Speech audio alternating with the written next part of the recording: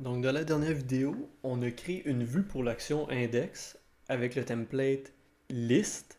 On va s'intéresser à un deuxième template pour créer une autre vue avec l'assistant.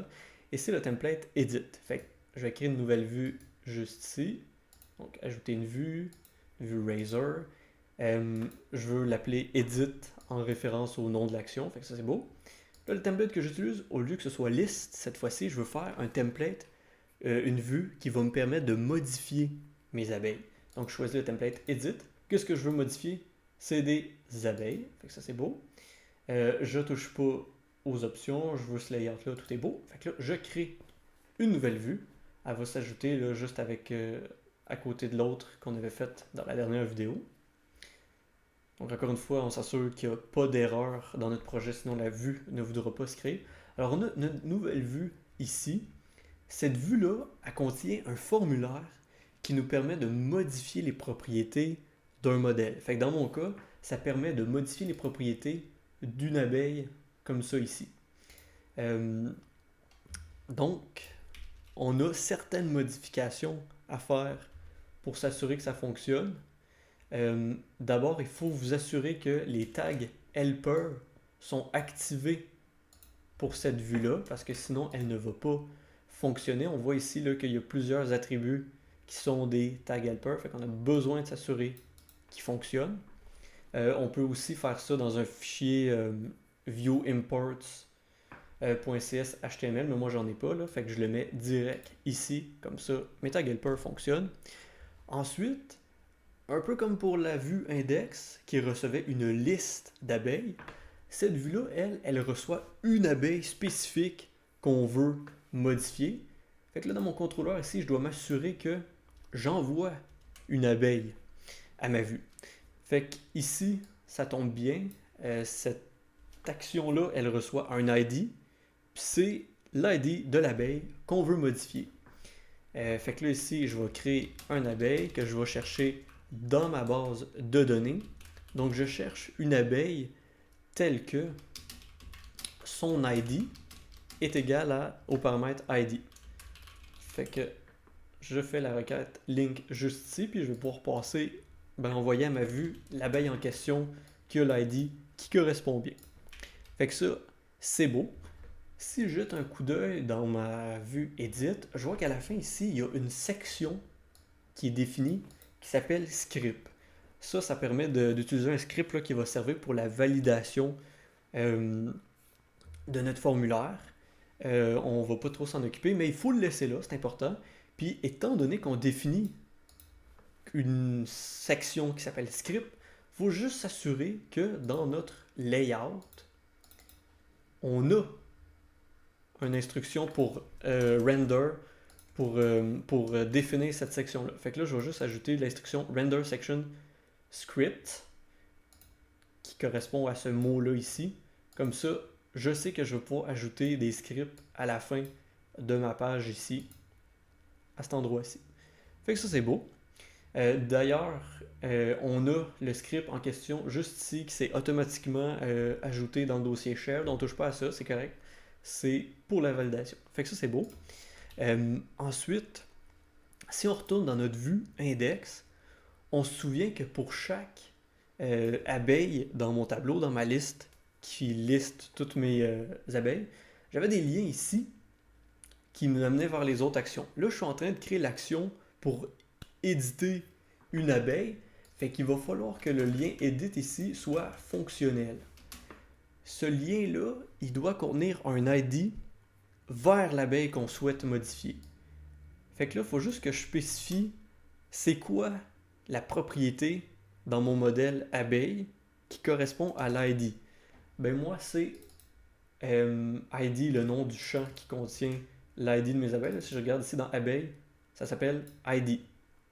Fait que ici, il faut juste que je précise que c'est la propriété ID qu'on utilise comme ID pour modifier là, notre abeille. Si je regarde dans mon contrôleur ici, ce que je précise ici comme propriété, c'est ce qui va être reçu par l'action ici en paramètre. Donc ça, c'est beau, c'est fait. Là, à ce stade-ci, il nous reste juste à faire une seule modification. Mais d'abord, on peut déjà aller jeter un coup d'œil à ce à quoi ça ressemble, là, cette vue-là. Fait que là, je vais ouvrir mon application. Fait que là, je vais à mon tableau qui liste toutes mes abeilles et mon petit lien edit ici devrait être fonctionnel. Fait que mettons que je veux modifier Maurice, je clique ici. Ah, ça me mène vers le formulaire qui permet de modifier Maurice. Fait que ça, c'est beau. Il y a déjà les informations actuelles de Maurice qui sont rentrées. Fait que j'ai son ID, j'ai son nom, j'ai s'il est en vacances ou non, puis j'ai la description de Maurice. Fait que ça, c'est beau. Mettons que je change son nom pour Brett, puis que je sauvegarde, ça ne fait rien. Ici, j'ai encore Maurice, il n'y a aucune information qui a été modifiée. Donc, il va falloir faire une petite modification pour ça. Actuellement, ce qui se passe, c'est que dans mon contrôleur, ça, c'est ce qui envoie la page edit à l'utilisateur. Et cette action-là, c'est elle qui va recevoir euh, les informations qu'on a mises dans le formulaire. Donc cette action-là, elle reçoit deux choses. L'ID de l'abeille qu'on a modifiée et le deuxième paramètre, l'action reçoit l'abeille qu'on a modifiée, mais en fait reçoit les informations qu'on a rentrées pour l'abeille. Donc, dans un objet de type abeille, il faut modifier ce paramètre-là pour qu'il corresponde à l'objet qu'on a modifié. Et là, ici, on a un petit peu de code à ajouter. Concrètement, ce qu'on veut faire, c'est qu'il y a une des abeilles dans notre base de données dont on veut modifier les informations. L'abeille en question qu'on veut modifier, c'est l'abeille dont l'ID est celui reçu juste ici en paramètre. Fait que je vais juste commencer par aller récupérer cette abeille-là. Donc là, je viens de le récupérer dans ma base de données. Là, il y a une petite collision là, d'identificateur, fait que je vais donner un autre nom à cette abeille-là. Fait que edited B, ça va être ça le nom de mon abeille que je modifie. Fait que là, dans ma base de données, je vais récupérer l'abeille que je veux modifier. Ça, c'est fait. Ensuite, je veux utiliser les informations qu'il y a dans l'abeille reçue en paramètre pour mettre à jour les informations de cette abeille-là qui est dans ma base de données.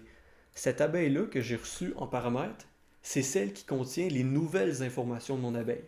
Cette abeille-là, c'est celle qui est déjà présente dans la base de données et que je veux modifier. Fait que d'abord, je veux modifier son ID par l'ID de l'abeille qui est reçue.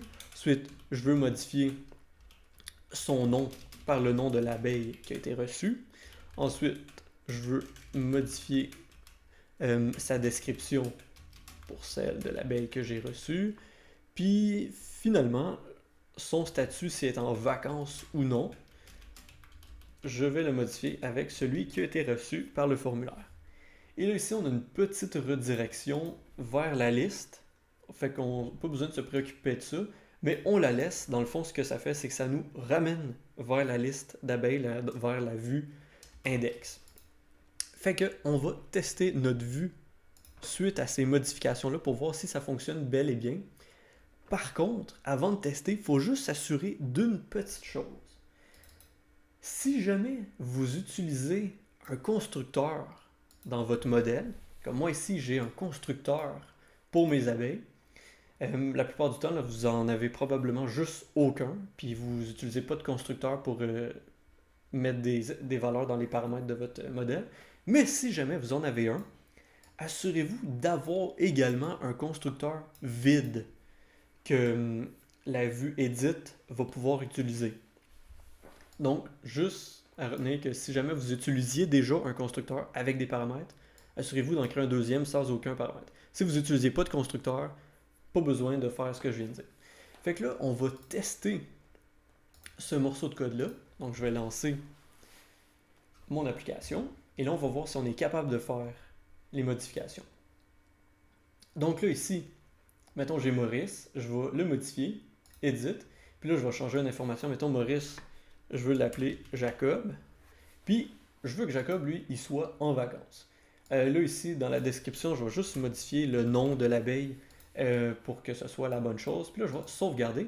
Et ça fonctionne. Je vois ici que, bon, là, il est subtil le crochet, mais je vois qu'il s'appelle Jacob. Je vois qu'il est en vacances. Puis, je vois que la description, elle a été modifiée en conséquence. Donc là, ça fonctionne bel et bien. le fait d'avoir ajouté là, le code ici, ça a été modifié l'abeille dans la base de données avec les nouveaux paramètres qu'on a rentrés dans notre vue Edit.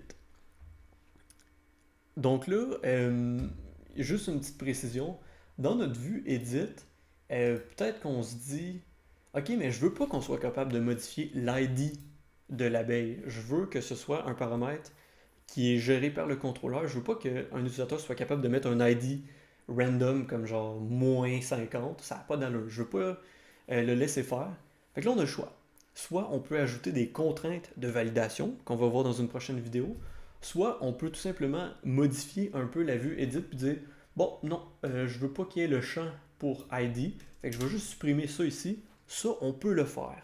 On peut ajouter ou supprimer des champs à la main dans la vue qu'on a créée, il n'y a pas de problème. Puis tu sais, ici, je pourrais changer le mot edit pour modifier une abeille. Fait qu'il n'y a pas de problème. Je peux faire des modifications là, de mon choix dans cette vue-là que j'ai créée avec l'assistant.